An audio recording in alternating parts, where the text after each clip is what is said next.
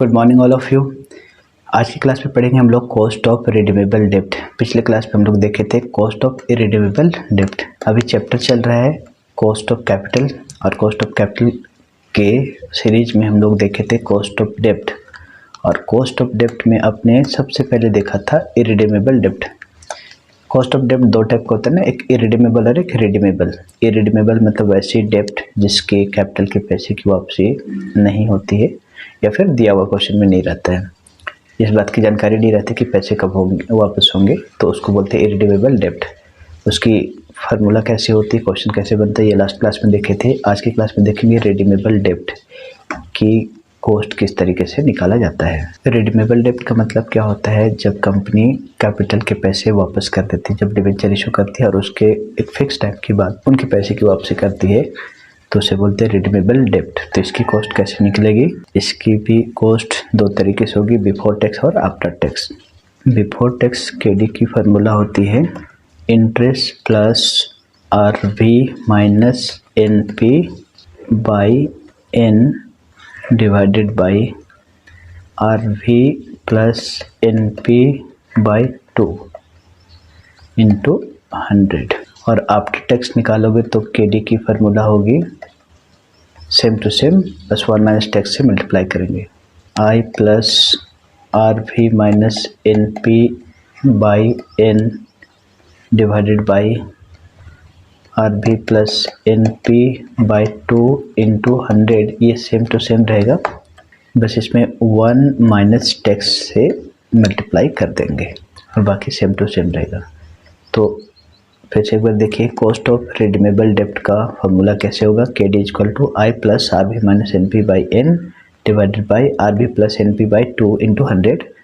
और जब after tax निकालेंगे तो सेम टू सेम रहेगा, बस 1 माइनस टैक्स से मल्टीप्लाई कर देना है। ये बहुत बड़ी फार्मूला दिख रही है बट ये आसान है। अब यहाँ मीनिंग लिख दीजिए, आई मतलब इंटरेस्ट, आर बी मतलब रिडीमेबल वैल्यू।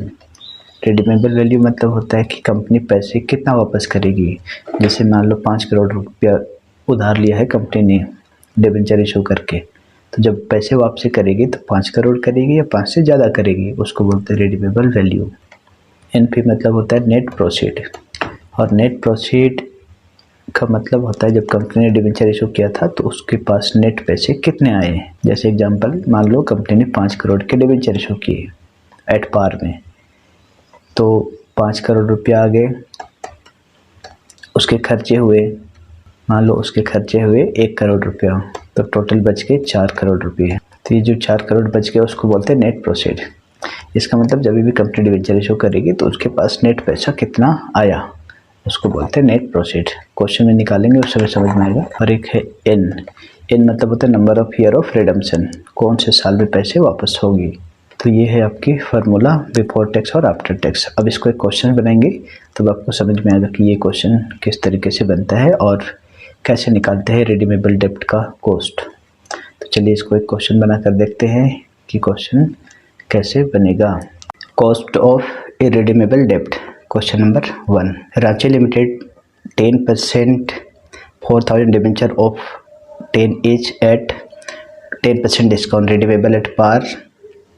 यहाँ होना चाहिए था Ranchi limited issue 10% 4000 debenture of 10 each at 10% discount redeemable at par after 5 years। Tax rate is 50%। The company will further bear 2% miscellaneous expenses, determine the cost of debt। तो देखिए ये redeemable डेब्ट का क्वेश्चन है, क्योंकि क्वेश्चन में लिखा हुआ है कि कंपनी जो है 5 साल के बाद पैसे वापस करेगी या रिडीम करेगी। तो रिडीमेबल डेब्ट का क्वेश्चन कैसे बनाते हैं, आप एक बार फार्मूला देख लीजिए। कॉस्ट ऑफ रिडीमेबल डेब्ट बिफोर टैक्स और आफ्टर टैक्स। बिफोर टैक्स का फार्मूला होता है interest plus redeemable value minus net proceed by N divided by redeemable value plus net proceed by 2 into 100। और वहीं पर अगर आफ्टर टैक्स हो तो उसमें सेम फार्मूला होता है, ओनली 1 माइनस टैक्स से मल्टीप्लाई करते हैं। तो आइए देखते हैं ये कैसे बनेगा। पहले लिखो बिफोर टैक्स, चूँकि टैक्स रेट क्वेश्चन में दिया हुआ है तो बिफोर टैक्स आफ्टर टैक्स दोनों निकालेंगे। बिफोर टैक्स रिडीमेबल डेब्ट की फार्मूला क्या होती है, K D equal to interest plus redeemable value minus net proceed by N whole divided by redeemable value plus net proceed by 2 और इंटू 100। पहले ये फार्मूला लिखें और एक एक करके इसका सबका मीनिंग लिखते जाइए, अन वैल्यू भी फाइंड करते जाइए। KD का मतलब होता है कॉस्ट ऑफ डेब्ट, जो कि आपको निकालना है। फिर I मतलब होता है इंटरेस्ट, I हमें निकालना पड़ेगा। देखिए I कैसे निकलेगा, उससे पहले आपको फेस वैल्यू निकालना पड़ेगा। क्वेश्चन में है 4000 डिवेंचर और एक की दाम है 100 रुपया, तो इसकी फेस वैल्यू जो होगी वो कितनी होगी, पहले यहाँ लिख देते हैं। टोटल 4000 डिवेंचर है और एक की प्राइस है 10 रुपीज़, ये 40,000 की डिवेंचर हो गई। अब इंटरेस्ट जो है हमेशा फेस वैल्यू पर फाइंड किया जाएगा, तो 40,000 का इंटरेस्ट का रेट दिया हुआ है यहाँ पर। डिवेंचर के पहले जो रेट रहता है वो इंटरेस्ट का रेट रहता है, इसको बोलते हैं रेट ऑफ इंटरेस्ट। तो 40,000 का 10% हो जाएगा 4,000, इंटरेस्ट हो गया। अब हमें चाहिए रिडीमेबल वैल्यू, नेट प्रोसीड और एन का मतलब होता है कंपनी कितने साल के बाद पैसे वापस करेगी। तो क्वेश्चन में लिखा हुआ है कि redeemable at par after 5 year, company 5 साल के बाद पैसे वापस करेगी। तो number of year of redemption, question में जो जो दिया हुआ है बस उसको लिख दीजिए 5 ईयर्स। तो जब भी आप क्वेश्चन बना रहे हैं तो क्वेश्चन का जो इन्फॉर्मेशन है उसको लिखते जाइए और ये फार्मूला पहले लिखकर उसका एक एक टर्म्स को लिखते जाएंगे। तो हमने निकाला, इंटरेस्ट निकाला, एन भी निकाला। अब हमको चाहिए आर भी और एन पी। आर भी मतलब होता है रिडीमेबल वैल्यू, कंपनी कितना पैसा वापस करेगी। तो यहाँ पर आप देख रहे हैं लिखा हुआ है कंपनी इशू किया है 10% डिस्काउंट पर, बट रिडीमेबल एट पार बोल रहा है। रिडीमेबल एट पार मतलब जो पार वैल्यू है, जो फेस वैल्यू है, उतना ही पैसा वापस करेगी। तो रिडीमेबल वैल्यू हो गया एट पार, एट पार मतलब फेस वैल्यू, तो फेस वैल्यू है 40,000, वही पैसा कंपनी वापस करेगी डिवेंचर होल्डर्स के। अब फार्मूला में फिर से एक बार देख लो, इंटरेस्ट हो गया, रिडीमेबल वैल्यू हो गया, एन भी हो गया, बस आपको एन पी चाहिए। एन पी मतलब नेट प्रोसीड। तो नेट प्रोसीड कैसे फाइंड करते हैं, कैलकुलेशन ऑफ नेट प्रोसीड। पहले लिखोगे face value, face value company का है 40,000 रुपीज़, कंपनी इसको डिस्काउंट में इशू कर रही है। क्वेश्चन में लिखा हुआ है देखो 10% 4,000 debenture of 10 each eight 10% discount, इसको कंपनी 10% डिस्काउंट में इशू कर रही है।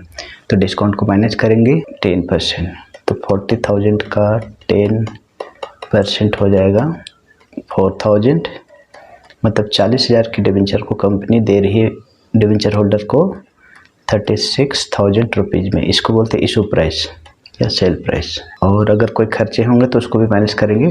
आगे लिखा हुआ है company will further bear 2% miscellaneous expenses, company 2% का मिसलेनियस एक्सपेंसेज भी खर्च कर रही है। तो माइनस करेंगे मिसलेनियस एक्सपेंसेज 2%। अब क्वेश्चन में यदि कुछ लिखा हुआ ना हो 2% किसका, कई बार लिखा हुआ रहता है कि 2% ऑफ इशू प्राइस या सेल प्राइस, बट क्वेश्चन में लिखा हुआ ना हो तो फेस वैल्यू का निकालेंगे और फेस वैल्यू 40,000 है, तो 40,000 का 2% निकालिए 800, तो 800 माइनस कर दो, माइनस करने पर आएगा 35,200, इसको बोलेंगे net proceed.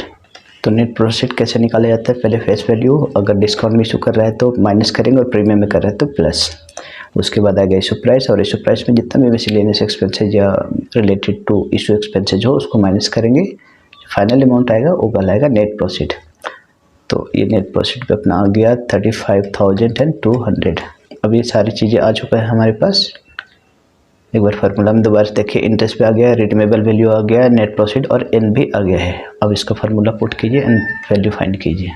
KD before tax, अभी टैक्स के पहले इंटरेस्ट है 4,000 प्लस रिडीमेबल वैल्यू, कंपनी कितने पैसे वापस करेगी, तो रिडीमेबल वैल्यू देख रहा हूँ 40,000 minus net proceed 35,200 divided by N मतलब होता है कंपनी कितने साल के बाद पैसे वापस करेगी। तो यहाँ पर टाइम है 5 ईयर्स, डिवाइडेड बाई 40,000 प्लस 35,200 2 और इंटू 100। 4,000 प्लस 40 में से 35,200 माइनस करेंगे, 4,800 बाई 5 डिवाइडेड बाई, इन दोनों को जोड़ेंगे तो आएगा 75,200 बाई 2 और ये 100, तो 4,000 प्लस इसको कट कर दो 960 डिवाइडेड बाई, इसको अगर आप कट करते हैं तो 37,600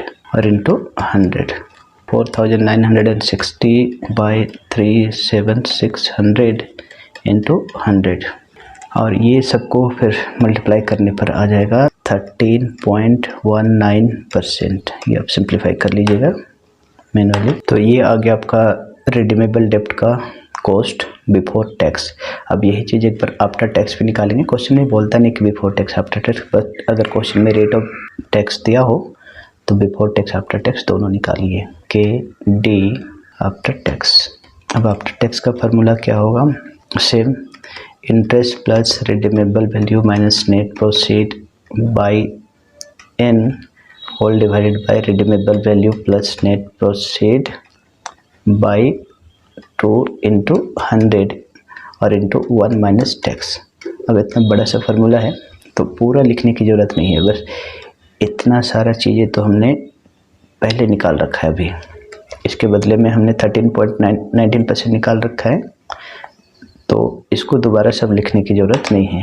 इसके जगह में हम लिख देंगे 13.19% और into 1 minus tax, 1 minus tax. Tax की रेट जो है वो हमारे पास है 50%, तो 50% को हम लोग शॉर्टकट में 0.50 लिखते हैं। 13.19 इंटू 1 में से 0.50 माइनस करेंगे तो आएगा 0.50। अब इसको मल्टीप्लाई कर दीजिए, आंसर आएगा 6.6%। तो इस तरीके से बनेगा आपका question number 1। Question number 1 done. Okay, thanks for watching. इसका नेक्स्ट क्लास हम लोग देखेंगे अगली क्वेश्चन नंबर 2, और फिर आने वाले और भी कई तरह का सम आपको बना के दिखाएंगे। Thank you.